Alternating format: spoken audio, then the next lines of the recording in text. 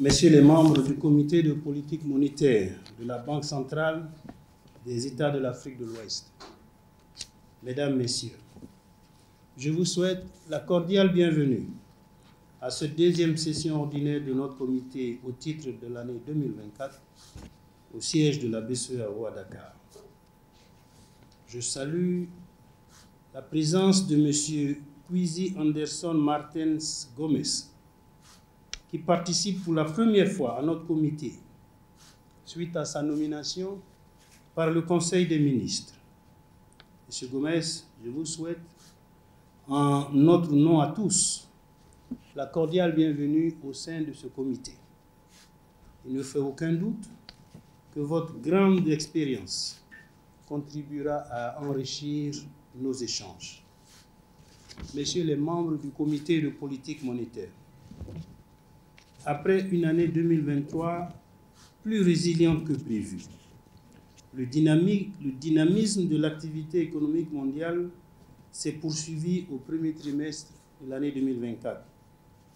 Selon les prévisions du Fonds monétaire international, la croissance mondiale devrait ressortir à 3,2% en 2024, comme en 2023. L'inflation demeure encore élevée, malgré une orientation à la baisse. Dans ce contexte, la plupart des banques centrales ont maintenu leur taux directeur inchangé, avec toutefois des anticipations à la baisse au cours du second semestre de l'année 2024.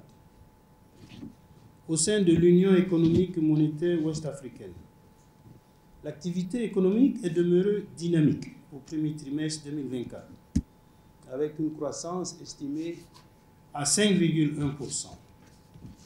La bonne tenue de l'activité dans l'ensemble des secteurs laisse augurer pour l'année 2024 une croissance robuste, projetée à plus de 6% après 5,3% en 2023.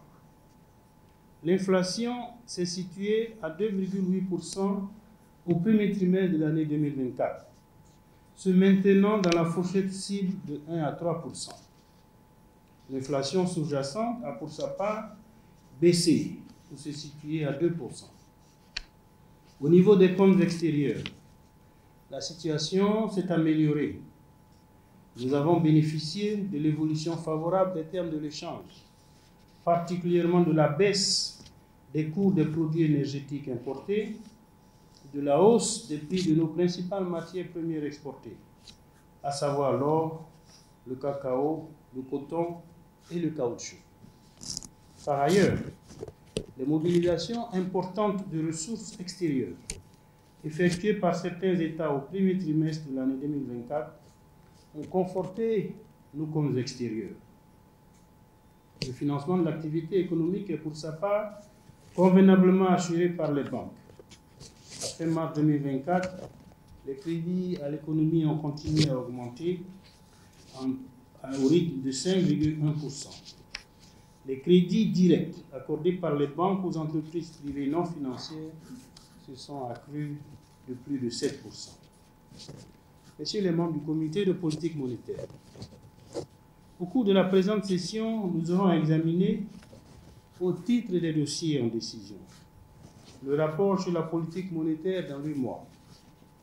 Ce rapport, élaboré par les services de la Banque centrale, donne une synthèse de l'évolution récente de l'environnement international et interne, ainsi que les perspectives économiques et financières de l'Union. Il examine également les risques qui entourent ces évolutions et formule des propositions de mesures de politique monétaire.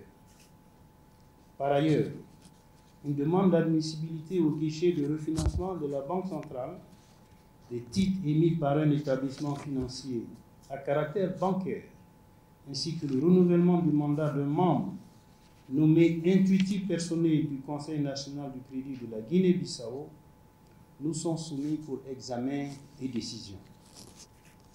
D'autres points sont inscrits en information et pourraient, comme à l'accoutumée et en fonction des questions, faire l'objet de présentations.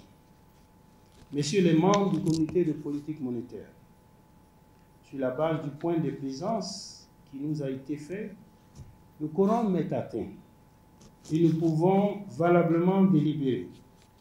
C'est sur ces quelques mots que je déclare ouverte notre session et je souhaite plein succès à nos travaux et vous remercie de votre très aimable attention.